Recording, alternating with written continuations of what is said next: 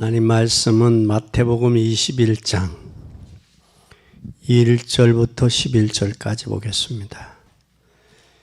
저희가 예루살렘에 가까이 와서 감난산 벳박에 이르렀을 때 예수께서 두 제자를 보내시며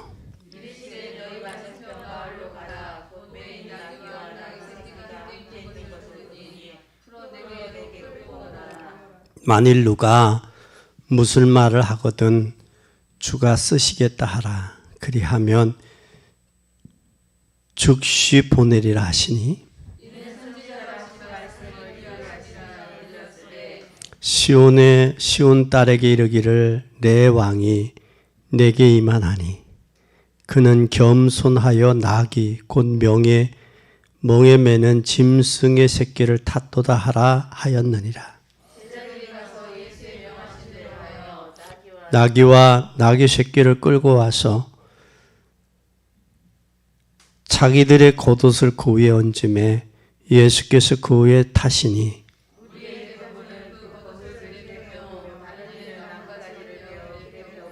앞에서 가고 뒤에서 따르는 무리가 소리질러 가로되 호산나 다윗의 자손이여 찬송하리로다.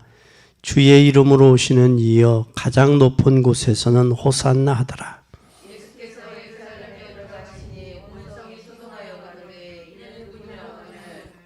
다 같이 하겠습니다. 무리가 가로되 갈릴리 나사렛에서 나온 선지자 예수라 하니라.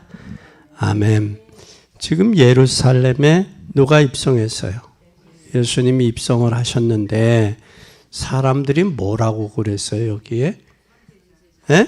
선지자라고 그러는데 선지자인데 뭐라고만 해? 선지자라만 한 게 아니라 갈릴리 나사렛 사람이다.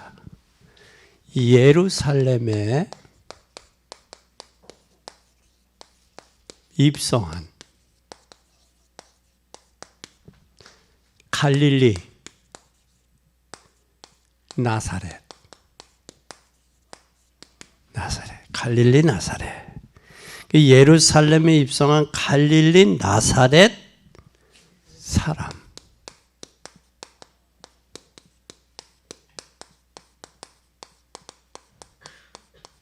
여기 잘 보세요. 예수님이 이 땅에 몇 년 사셨어요? 예수님은 이 땅에 33년을 사셨어요.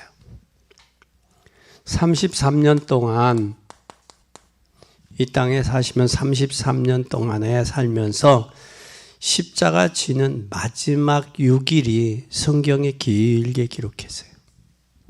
그러니까 어떻게 보면 33년보다는 6일, 그 십자가 지는 6일 그 기간을 길게 기록하고 있어요. 오늘 예수님은 예루살렘 성에 입성하신 것은 뭐 지러 가신 거예요?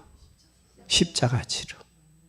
그럼 예수님이 결국 이 땅에 오셔서 보여준 사복음서의 33년의 그 생애보다 예루살렘 입성에서 십자가 지는 그 과정을 길게 기록했어요. 많은 양을 기록을 했어요. 저자들이. 그 이유는 예루살렘 성으로 예수님이 나귀 타고 사람들이 들어갈 때에 사람들의 함성이 있었어요. 그게 뭐예요? 호산나. 누구의 자손이요? 다윗의 자손. 누구요? 예수요. 참 중요해요. 여기 호산나 다윗의 자손 예수. 그럼 다윗의 자손 예수는 이미 구약의 선지자들을 통해 예언하셨던 분이라는 사실이에요. 근데 유대인들은 예수님이 다윗의 자손으로 이미 구약의 선지자들을 통해서 예언된 분이라는 사실을 모른 거예요. 그러나 그 중에서 호산나 찬양을 하고 종려나무 가지를 꽂고 그 나귀 위에 말한 그 자기의 옷을 벗어서 단장을 만들어준 사람들은 예수님이 입성을 하는데 뭘로 알았느냐? 예루살렘 왕으로 입성하는 줄 알았다고. 그러니까 그분이 십자가 지고 대속할 구원의 주라는 사실을 대다수 사람들은 몰랐어요. 저는 오늘날 교회를 다니지만 그 예수님이 이 땅에 오셔서 우리의 대속주, 그분이 우리의 구세주, 그분이 우리의 속죄주라는 사실을 모른다고.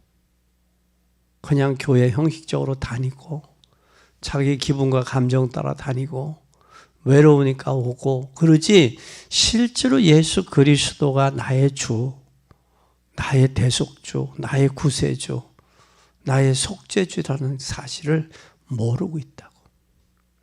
그러니까 여러분들은 이 사실을 알아야 돼요. 알고 믿어질 때 흔들림이 없어. 이게 흔들리지 않으면, 이 믿음이 굳게 서지 못하면 자기 기분과 감정 따라 움직여요. 그러니까 교회가 욕도먹는 거예요, 사람들이. 이제는 여러분들은 예수 그리스도를 올바로 믿고 발견됐다면 이제는 행해야 돼. 그 행하는 것이 여러분 누림이야. 누리는 것이 나타나게 돼 있어. 그래서 예수 그리스도는 나의 대속주요, 또 속죄주요, 또 대속주, 속죄주, 또 인도주요. 주인. 이 주라는 말이 아도나이란 말이에요. 아도나이. 이때 당시에 이 황제가 로마에 의해서 뭐했던, 지배당했던 시대였거든. 근데 황제 위에 또 예수 그리스도가 내 인생의 황제라는 사실을 고백했단 말이에요, 사람들이. 이것이 여러분 발견되기 바랍니다. 이게 발견되면 오늘 하박국서의 고백이 이해가 돼요. 이게 발견되지 않으면 오늘 일부 예배에서 말씀드렸던 하박국서가 이해가 안 돼. 없는데 어떻게 열매가 없고 소출이 없고 외양간에 소가 없고 포도에 열매가 없고 무화과에 소출이 없고 그런데도 감사할 수 있겠냐고. 그 뒤에 배후에 역사하시는 누가 계셔? 하나님. 그게 봐지고 발견되어야 우리의 신앙에 감사가 나오고 철이 드는 거야. 그게 그때서야. 그게 되어지면 환경과 현실에 그것 때문에 울고 불고 하네. 왜?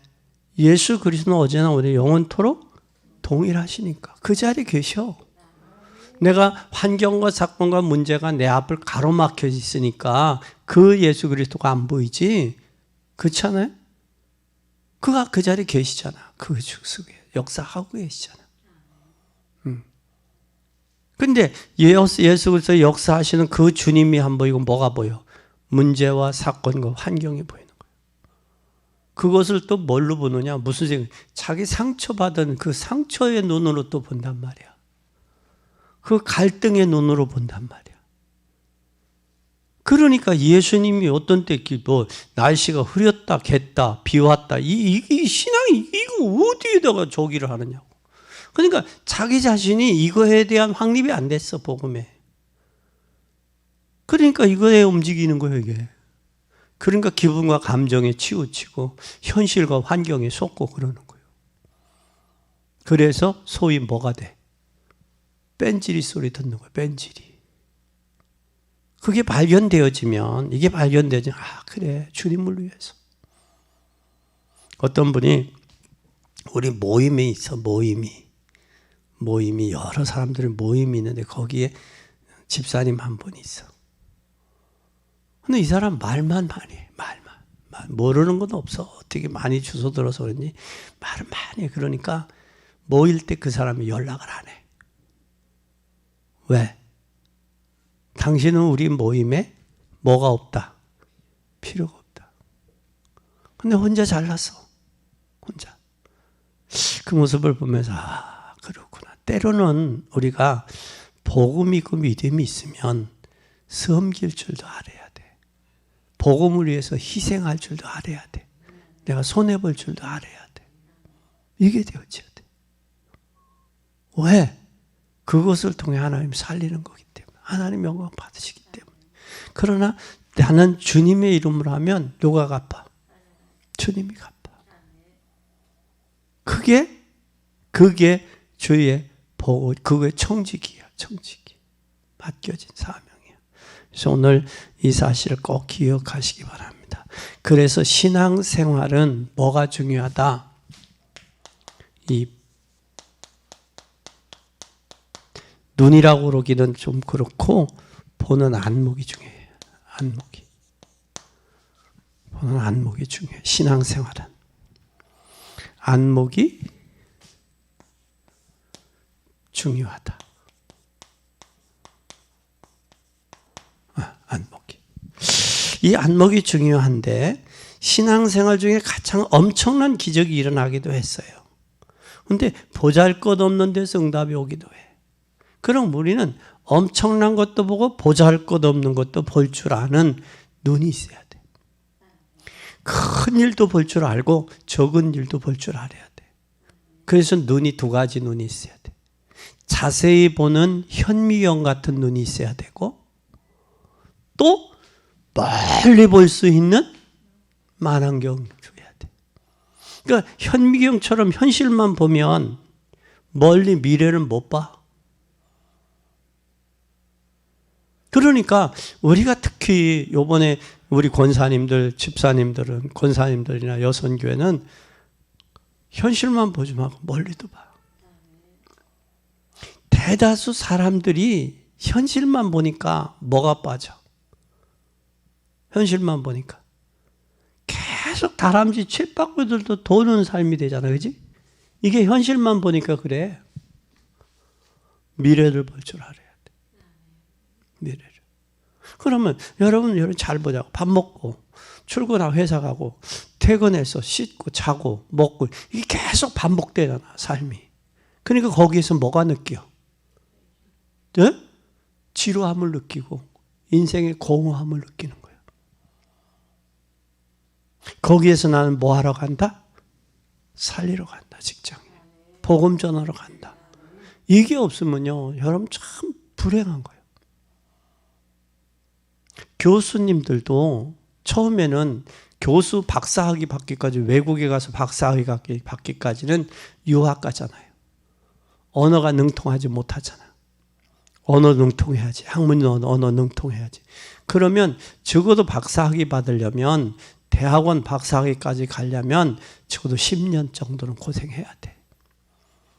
근데 부모가 제대로 재력이 경제력이 뒷받침돼서 공부하는 사람도 있지만 대다수 유학 가서 공부 학구열 태운 사람들은 생활력이 약해. 그런 사람들이 가서 학위를 받고 돌아와. 처음에는 뭘로 가지고 해? 가서 미국에 가가지고 가서 세탁소에서 일도 하고 아르바이트도 하고 그런 일 하면서 고생하면서 먹을 거 제대로 먹고 입을 거 제대로 못 입고 고생하면서 학위를 따갖고 와. 이들이 처음엔 사명으로 할 때는 피곤한 줄은 몰라. 근데 사명감을 놓쳐버리면 뭘로 하는 줄 알아요? 직업화돼, 직업화. 직업화가 되면 뭐가 되는 줄 알아요? 형식적이요. 먹고 살기 위해서. 그때 대다수 뭐가 걸린다? 병이 오는 거예요. 찾아오는 거예요. 주의 일도 이것이 직업화되면 문제가 돼요. 사명의식을 놓쳐버리면. 그렇잖아요? 그러니까 봉사나 헌신도 마찬가지다라는 거예요. 그래서 우리가 예수 그리스도를 보는 뭐가 중요하다? 안목이 중요하다. 중요해요. 여기 예수님이 예루살렘 성을 입성할 때 때로는 반대도 하고 때로는 호응도 하고 때로는 육신적으로도 보고 정치적으로도 보고 봤잖아. 그러니까 문제들이 많았던 거 아니에요. 그래서 우리는 이 사실을 꼭 기억하세요. 하나님은 어떤 하나님이에요? 잘 보세요. 하나님은 뭐도 가르셨어?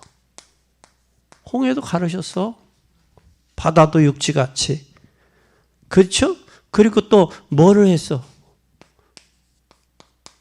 바벨론 포로에서도 돌아오게도 하셨어. 사자굴 속에서. 누구?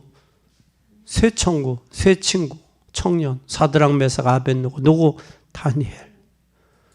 또한 여기에 바벨론도 멸망시켰을 뿐만 아니라 아수르도 꺾었다고. 그 기라성 같은 그 철벽 같은 그것도 무너뜨렸어요. 근데 여기에서 중요한 것은 보잘것없는 데서 작은 것이, 아주 극소수 작은 것이 틈이 된단 말이에요. 이것쯤이야 하지만 한 번 내주면 다 내줘버려. 하나님은 홍해를 걸으셨고 바벨론과 아수르도 꺾어서 망하게 하신 하나님이야. 그래서 인류의 흥망성쇠까지도 하나님이 주관하고 계시다는 사실이에요. 그래서 세계복음화의 축복을 아무나 받을 수 있느냐? 아무나 해서 할 수 있는 게 아니에요. 그래서 세계복음화는 아무나 할 수 있는 것 아니다라는 거예요. 세계복음화는 아무나 구원받았는데 교회 중직자라고 해서 다 하는 게 아니에요. 하는 사람이 있어. 그 사람은 어떤 사람이냐? 하나님의 보는 안목에 따라서. 이 안목이 우리가 두 가지를 얘기했잖아요. 현미경과 만안경. 그것도 있지만 영적으로 보느냐, 육신적으로 보느냐, 믿음으로 보느냐, 세상적인 학문과 이론으로 내가 여기 뭉쳐져 있는 그것으로 보느냐. 그것도 중요한 거예요. 고난을 당할 때, 고난이 올 때, 살다 고난이 오잖아요. 여러분, 교통사고가 평평한 데서 잘 나요? 꼬부정거리는 데서 잘 나요? 평안한 데서 잘 나. 때로는 사람이 긴장이 필요한 거야. 운전도 긴장하면서 운전할 때는 사고가 안 나. 편안하고 안전하고 순탄할 때 사고가 나는 거야. 많이 나. 그와 마찬가지 내게 고난이 왔다. 하나님 감사합니다. 나를 긴장하게 하시는구나. 그게 되어야지. 그게 발견되어야지. 그게 발견되지 않으면 어떻게 되겠어? 속는 거야. 속는 거야. 믿음으로 하나님 감사합니다. 왜? 복음 때문에 고난당한 사람이 누가 가장 많은 고난당했어요? 사도 바울이에요. 가만히 살아도 사도 바울은 유대 종교의 지도자까지 인정받으신 사람이니까. 왜냐하면 가말레 문화생이지 당시의 로마 시민권자지. 그럼 가만히 있어도 출세 가도를 달리는 거예요. 그런데 바울이 복음을 알고 어떤 매를 당했냐? 40의 가만매를 당하기도 하고 죽을 뻔도 했어. 심지어 죽을 뻔도 하고 핍박을 얼마나 많이 당했어. 르스드라에서는 돌로 쳤잖아. 바울을 쳐서 죽은 줄 알고 성 밖에 내쳤잖아. 근데 다시 들어가서 누구를 찾아? 디모데를 찾잖아. 우리는 여러분 예수 믿어도 이런 고난을 안 당하잖아. 이런 돌 맞고 저기 앉아 있어요. 몇 년 전에 중국에 가서 목회자들 세미나를 했어요. 찬송 소리 들리면 저기잖아. 그러니까 어디로 장소를 정하는데 그 장소가 아니냐 어디를 이렇게 해서 근데 골목길에다 딱 지켜서 저기 할 수 있고 또 다른 분들이 이렇게 저기 하도록 오면 경찰이 오면 저기 하려고 딱 자유가 없어. 그런 데서 하는데 그들이 말씀을 전해 얼마나 아멘 받는지 그들의 눈을 잊을 수가 없어. 그리고 그 북한에서 넘어온 사람이 하나 있어. 저기 강을 통해서 훈촌 지역으로 이렇게 넘어와서 그 북한의 실정을 이야기하는데 진짜 그러더라고 마음이.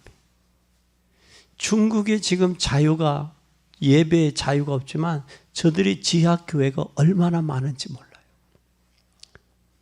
고난이 올수록 진정 하나님을 바라보는 사람은 흔들리거나 동요되지 않는다는 거예요. 그래서 바울은 로마서에 환난이랴 기근이랴 적신이랴 위협이랴 칼이랴 그리스도의 사랑이 끊을 수 있다 없다? 없다 그랬어요. 보는 눈을 꼭 회복할 수 있기를 바랍니다. 근데 하나님은 잘 보세요. 당시에 동방의 의인은 욥을 안 부르고 누구를 부르셨어요? 에? 하나님의 의인을 부르지 아니하고 당시에 누구를 불렀어?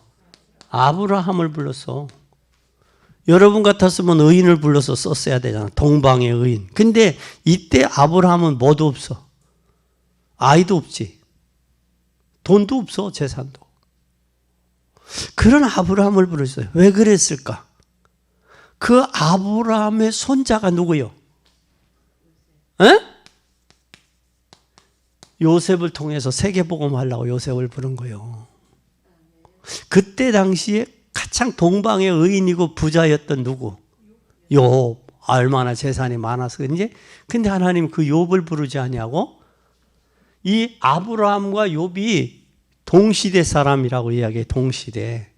같은 시대 사람이다 이야기를 해. 근데 욥은 동방의 의인이야. 그리고 부자요. 낙대와 짐승들이 얼마나 많아. 그리고 자녀들도 몇 명이 났어? 10명이야. 근데 얼마나 아름다운지 동방이 뭐라고 그랬어? 에? 미인이래, 미인. 근데 얼마나 아브라함보다지. 아브라함은 아버지가 뭐요? 우상 숨기는, 우상을 만들어서 깎아서 팔아서 먹고 사는 그런 사람이야. 근데 욥을 안 부르고 누구를 불렀어? 아브라함을 부른 것은 아브라함의 후손인 누구를 통해서? 요셉을 통해서. 요셉을 나오게 하기 위해서. 유익이 되지 않는 일 속에서는 하나님의 계획이 있어. 인간적으로 보면 욥을 부르지 왜 아브라함을 부르? 여기에 하나님의 계획이 아브라함을 부른 하나님 계획이 있는 거예요. 그래서 사소한 것, 적은 것, 그 속에 하나님의 계획을 볼 줄 알아야 돼. 아멘. 그리고 오늘 여기에 청년 모세가 아니라 미디안의 노인 모세를 불러서 청년 모세를 부른 게 아니야. 여기에 광야에서 여기 왕궁에 있는 모세를 안 부르고 왕궁의 모세가 아니라 어디에? 미디안 광야의 모세를 부른 거예요. 여러분 잘 보세요. 왕궁의 모세, 청년 모세가 아니라 미디안의 노인 모세요. 미디안에. 그럼 노인 모세가 몇 살이에요 지금 이때가? 80이야. 여러분도 지금 완전히 모세처럼 하나님 의지하면 쓰이는 거예요. 생각해 봐요. 이때 모세가 뭐가 됐어? 미디안의 모세는 살인자, 그렇잖아요? 살인자로서 쫓겨다니는 신세야. 쫓겨다닐 뿐만 아니라 뭐도 없어. 가진 게 없어. 그러니까 어디서 살아? 초가살이 하는 거 아니야? 초가살이. 잘 보세요. 하나님이 왜 나를 선택했나? 그걸 여러분 오늘 발견해야 돼. 왜 선택했나? 돈 많은 사람을 선택하면 교회 건축도 하기 쉽잖아. 에? 그렇잖아요? 근데 왜 하나님이 나를 선택하고 부르셨냐? 그리고 이 교회에 중직자로 세웠냐? 한번 잘 생각해 봐. 거기에 대한 결론이 나야 돼요. 그리고 하나님 가나안의 모든 우상들을 내모는데 군대 몇 명으로? 300명, 미디안 군사 300명으로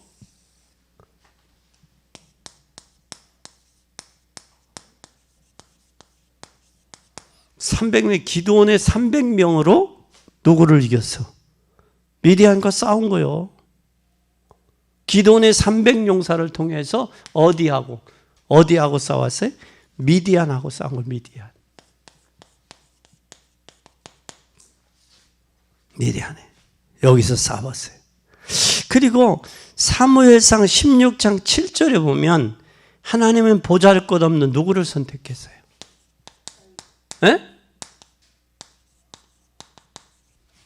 사무엘상 3상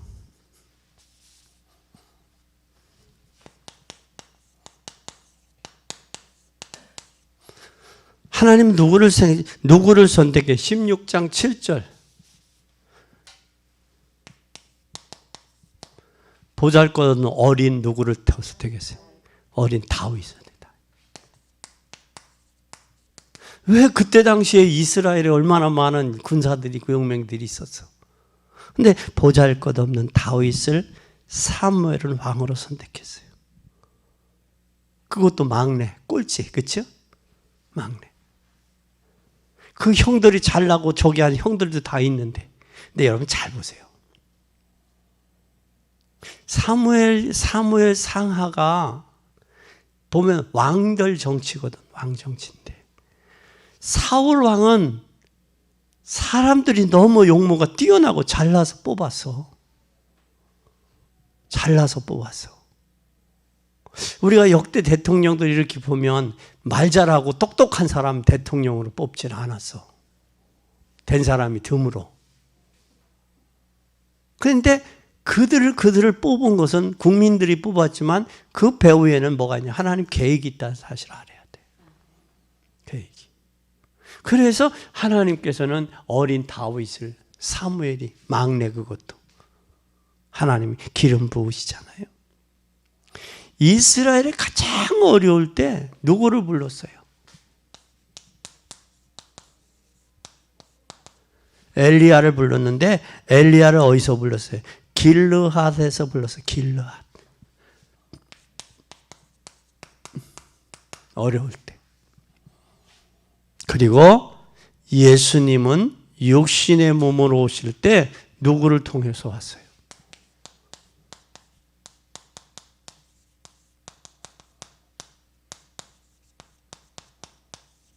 목수의 가문에서 아들로 왔어요. 그러면 잘 보세요, 여기서. 근데 이때 당시에 좀 권위가 있었으면, 요셉이 권위가 있었으면 돈 주고 뭘 빌릴 수 있어? 미리 여관도 빌릴 수 있어. 윗돈도 주고. 근데 예수님의 육신의 아버지 요셉은 경제적으로 어려워. 목수요. 목수의 아들이요. 목수요. 그러니까 살 데가 없어. 임신은 했는데, 마리아가 임신을 했는데 해산할 때래야 됐는데 어디 가서 한 거예요? 마구간에서 한 거예요. 마구간에서. 왜? 바람이라도 피하고 추위에 냉기라도 막기 위해서. 여관들, 그 예루살렘의 여관들 돌아다니면서 가면 없어요, 없어요. 빈 방은 없어요, 그러잖아.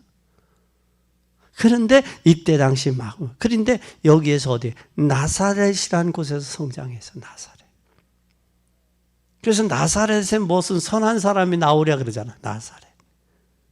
이것 때문에 나사렛 교단에서 많은 놀림거리를 당해. 나사렛에 무슨 선한 것이 날 수 있어. 그런 놀림거리도 되는데, 나사렛이라는 동네에서. 그리고 그것도 어디? 갈릴리에서 제자들을 부르셨어요. 갈릴리들은 어부들이요. 그 중에 제자라고 불렀는데, 그래도 좀 똑똑한 제자. 똑똑한 사람이 뭐 맡아? 돈 맡잖아, 돈. 그 중에 누구요? 가룟 유다를 돈을 맡겼더니 그것도 돈에 욕심이 나서 눈이 그냥 해가지고 그냥 헷가닥 해가지고 예수님을 은사비슈에 팔잖아.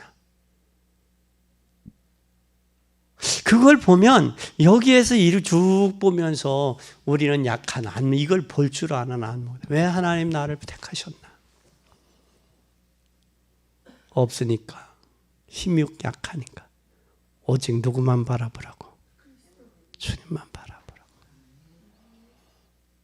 다른 것 안 보고 주님만 바라보라고. 일심, 전심, 지속하라고. 오직 유일성 재창조로 들어가라고 부르신 거예요. 보잘것 거 없고 힘없고 연약한 저와 여러분을 왜 부르셨느냐? 하나님. 여기에 장관들 오고 대통령도 와봐. 그러면 그 교회 대통령이 오고 장관이 오고 부자들이 오더니 교회 금세지네. 그럴 거예요. 그럼 누가 졌다고 그러겠어? 그들이 졌다고 그래. 보잘것 없고 가난하고 힘없는 사람들이 모이더니 하나님이 하셨네. 그들을 통해서. 그게 나오는 거야. 그게. 그렇잖아요? 어떻게 생각해? 두 번째 봐요. 하나님의 역사는 역사를 드나드는 것이 아니라 보잘것없는 데서 시작했어요. 하나님의 역사는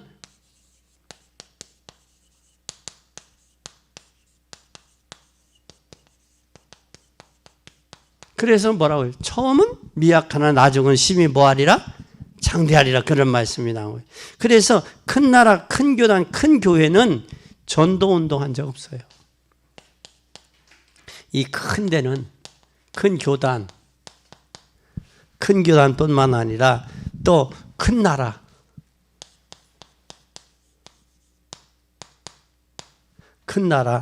또 큰 교회,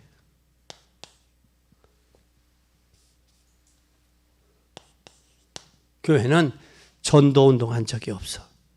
그러면 그런 속에서 오늘 어떤 자들을 일으켰느냐? 흩어진 누구를 일으켰느냐? 소수민족. 소수민족이 얼마나 우리가 나라가 소수민족을 알아요? 그래서 적다라는 얘기는 큰 대자를 써요. 대한민국. 이해가 가요?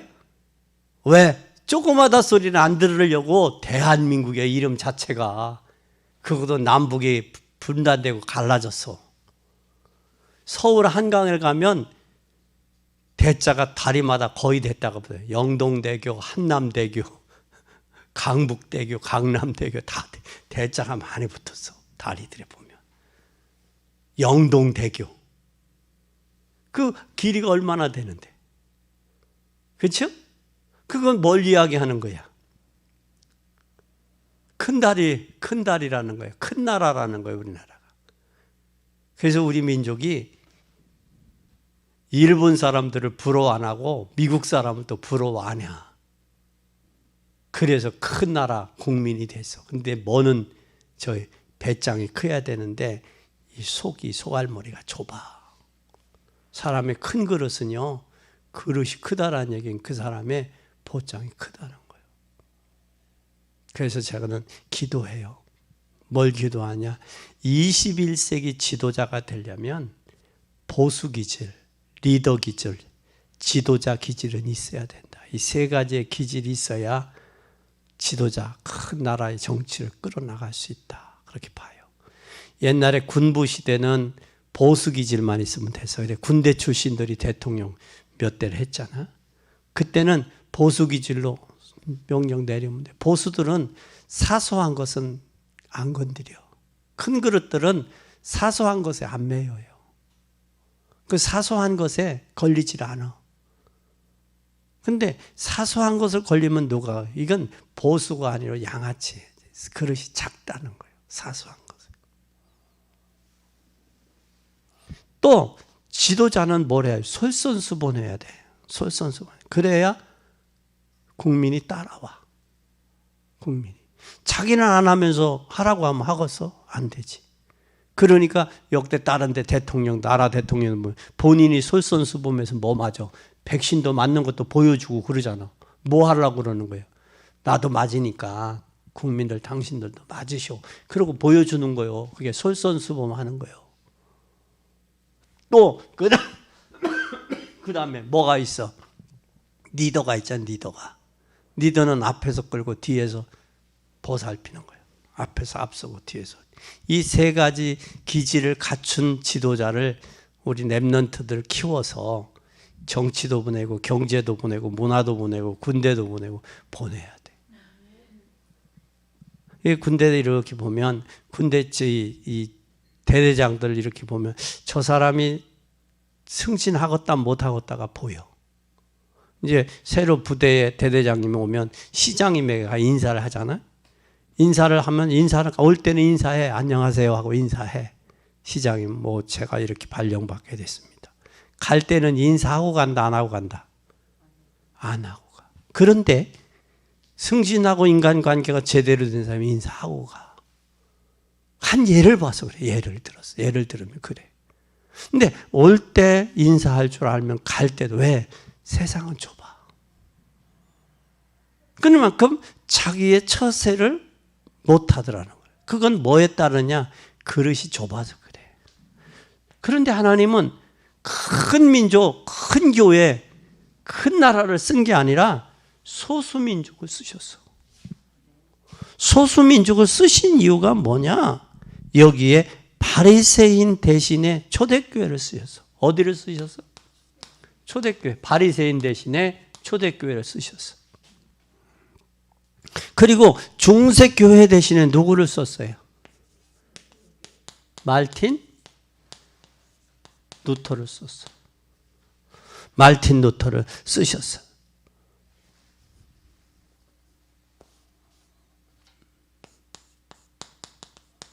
마틴 루터를 중세교회 대신 쓰셨어. 그리고 그뿐만 아니라 개인의 삶 속에서 있어 구분할 수 있어야 돼요. 개인의 뭐에서? 삶에서 구분할 줄 알아야 돼. 구분할 수 있어야 됩니다. 그렇게 되면 좋은 일, 안 좋은 일, 성공과 실패는 섞여서 있어요. 사람이 좋은 일이 있으면 안 좋은 일도 있죠. 또 뭐가 있어요? 성공할 일이 있으면 실패할 일도 있다고. 이게 인생에 섞어 있어. 이때 구분을 잘 잡아야 돼. 구분을. 이걸 구분을 못하면 속는 거예요. 절대 속지 마세요. 두 번째는 그러면 특히 오늘 본문에 특히 뭐에? 구약의 스가랴서에 예언된 내용이에요. 어디에서? 스가랴의 예언이란 말이에요. 스가랴서에 뭐라고 예언됐느냐? 예언된 말씀이 오늘 예언된 말씀. 스가랴서에 예언했는데 여기에 스가랴 14장 4절 보세요.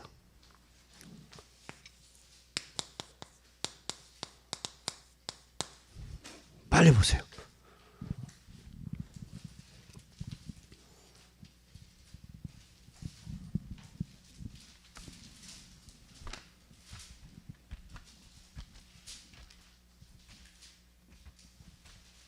내게 말하는 천사에게 물어가로되 내 주여 이것들이 무엇이니까? 14장 그날에 그의 발이 예루살렘과 곧 동쪽 감람산에 서실 것이요 감람산은 그 한가운데가 동서로 갈라져 흘려 큰 골짜기가 되어서 한 절반은 구름으로 절반은 나무로 옮기고 감난산에서 예루살렘에 내려오는 게 이게 나누어진단 말이에요. 뭘로 나누어졌어요? 남과 북으로 예루살렘과 절반은 갈라져 골짜기로 나눠졌어요. 감남산, 예루살렘의 동편 감남산, 또 서편 감남산 갈라졌어요. 골짜기가 돼. 그래서 산 절반은 북쪽으로, 절반 남으로, 남북으로 나눠져 있다고. 그리고 또 9장 9절을 보세요. 시온의 딸아 크게 기뻐할지어다. 예루살렘의 딸아 즐거이 부르지어다. 보라 내 왕이 내게 일어나니 그는 공의로 오시오 구원을 누리며 겸손하여서 나귀를 타나니 나귀의 작은 것곧 나귀의 새끼라. 잘 봐요. 뭘 타고요? 나귀를 타는데 나귀는 어떤 나귀요? 큰 나귀요? 작은 나귀요? 작은 나귀는 무슨 나귀요? 새끼 나귀 타고 싶거든. 그러니까 예수님이 예루살렘에 들어간 것은 이미 스가랴서에 뭐예요? 예언을 성취하는 거예요. 예언을. 또 그뿐만 아니라 열왕기하 9장 13절 보세요. 왕하 9장 13절.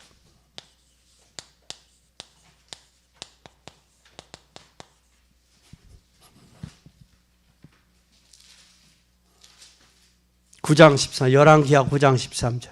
우리가 각각 자기의 옷을 급히 취하여 섬돌 위 곧 예후의 윗대 깔고 나팔을 울며 가로되 너희는 왕이라 하니라. 그 뭐를 깔아요? 지금 겉옷을 깔을 것을 예언하셨잖아. 그렇죠? 겉옷을 깔 것까지. 겉옷을 깔고 여기에 뭐라고 외쳐? 호산나 우리를 모아소서 구원하소서. 우리 구원하소서. 이름 열왕기하 9장까지 예언을 했어요. 특히 그렇다면 신앙의 눈으로 보면 예수님은 고난받은 것은 너무 중요해요. 무슨 눈으로 보자? 신앙의 눈으로 보자. 신앙의 눈으로 보고 주님의 고난은 엄청나다. 그런데 대부분 사람들은 이 사건을 다 어떻게 했어요? 이 사건에 다 어떻게 했어요? 도망갔잖아. 예수님 십자가 사건에 도망갔다고.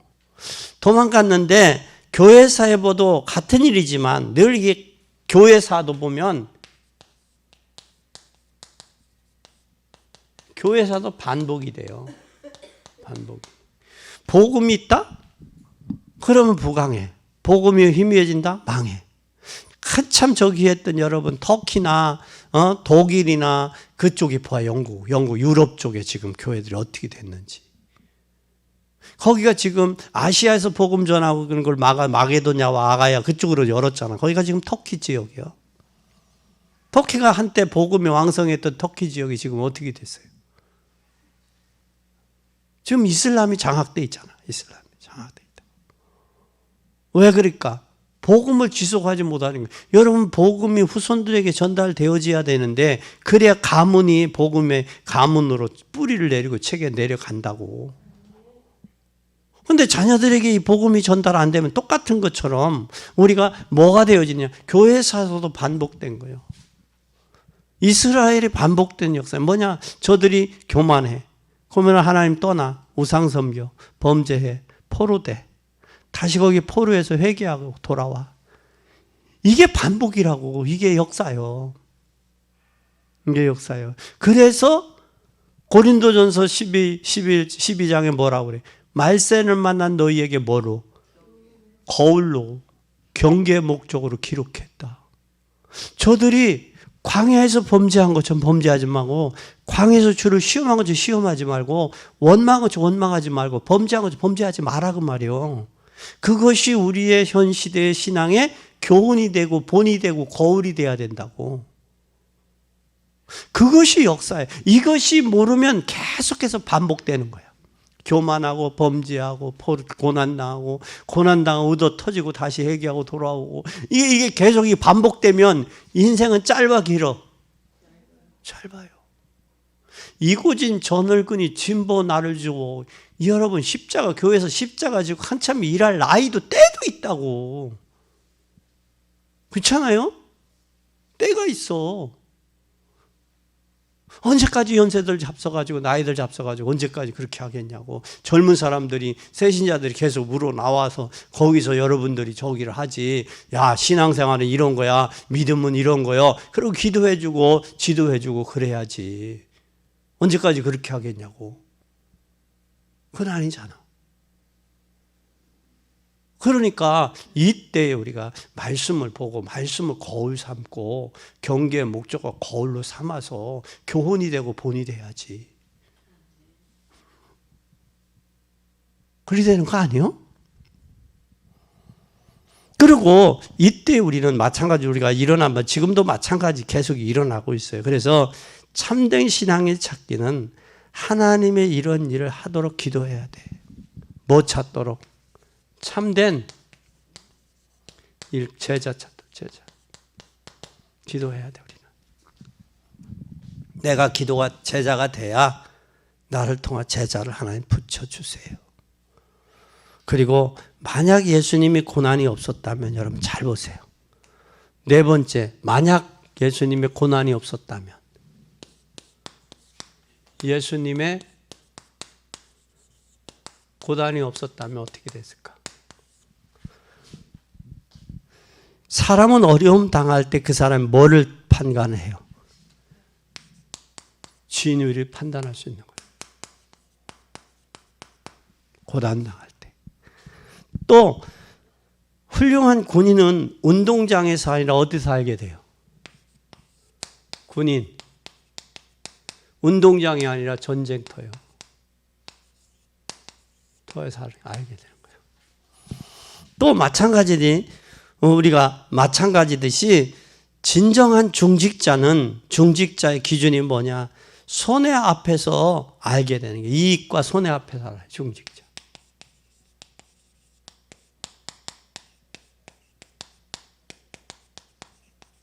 이익이냐 손해냐 여기서 아는 게 중직자가 좀 믿음이 있냐 없냐. 그래서 풍랑 중에 뭐를 알 수 있다고? 선장의 재능을 알 수 있다고 그러잖아요. 그러면 교회가 어려울 때 제자 일꾼이냐 구경꾼이냐 제자냐 아니냐 그걸 안다고 그러잖아. 그런 이야기들 많이 하죠. 그래서 로마 황제에 의한 핍박이 있으면 진짜냐 가짜냐 이 황제의 핍박이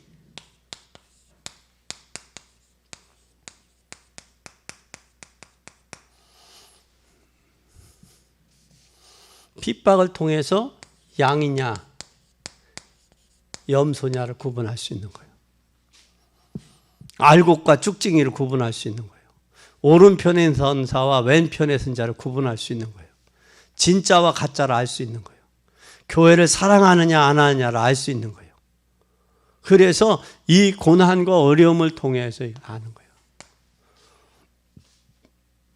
또 세상의 성공 주제는 뭐부터? 신앙의 성공이 돼야 돼. 세 번째, 뭐부터 성공해야 된다? 신앙에 성공해야지. 신앙의 성공이냐 세상 성공이냐 어디에 성공이 돼야 돼? 먼저 신앙이 성공해야 돼요. 세상의 성공은 주제와 신앙의 성공이 저기 주제를 바로 이게 구분이 돼야 돼. 그래서 한비자는 중국의 사상가 한비자는 그래서 한비자는 뭐라고 그랬느냐 주장은 하나님 모르는 한비자는 임금에서 좋은 군주에게 글을 상소하면서 뭐라고 그러냐면 그 한비자 책 전체가 사람은 이익 따라 움직인다 그랬어요. 이익 따라. 그래서 이 이익 따라 움직이기 때문에 이익이 전 세계를 지금 지배하고 있어. 이익이. 그런데 내게 유익이 되면 복음도 교회도 성도도 몰라보는 그런 시대가 됐어. 자신의 유익을 위해서. 이익은 아니에요. 그래서 우리는 진정 복음에 성공해야지, 여러분 신앙에 성공해야지 이 한비자의 이론에 여러분 서서는 안 된다라는 사실. 그래서 복음으로 좀 내가 손해가 보더라도 내가 좀 힘들더라도 감당할 수 있는 사람이 제자다라는 사실이에요. 그래서 예수님이 여기에 대한 반대 이론을 제시했어요. 뭐라고 하느냐 하면 예수님은 뭐라고 하셨는지 잘 보세요.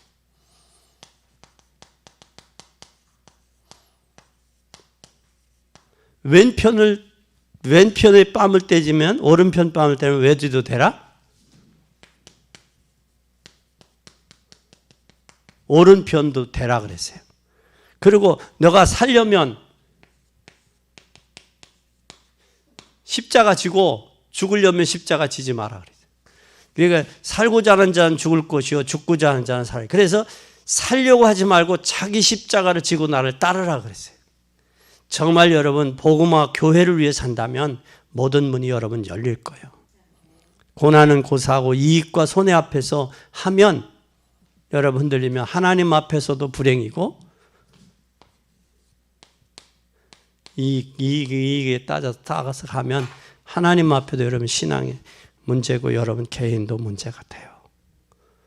그러니까 잠시의 손해가 오더라도 십자가 바로 질 수 있는 여러분 되기 바랍니다. 기도하겠습니다. 하나님 아버지 감사합니다. 주님이 예루살렘 입성하실 때 그 예언을 성취했던 것처럼 우리 또한 하나님의 영광을 위해 남은 여생을 살게 하시고 한 주간 진정한 감사가 회복되어 하나님 한 분만으로 만족한 삶이 되게 하시며 이 복음 누리고 증거하는 증인의 삶이 되게 하옵소서. 예수 그리스도의 이름으로 축복하옵고 기도 올리옵나이다. 아멘.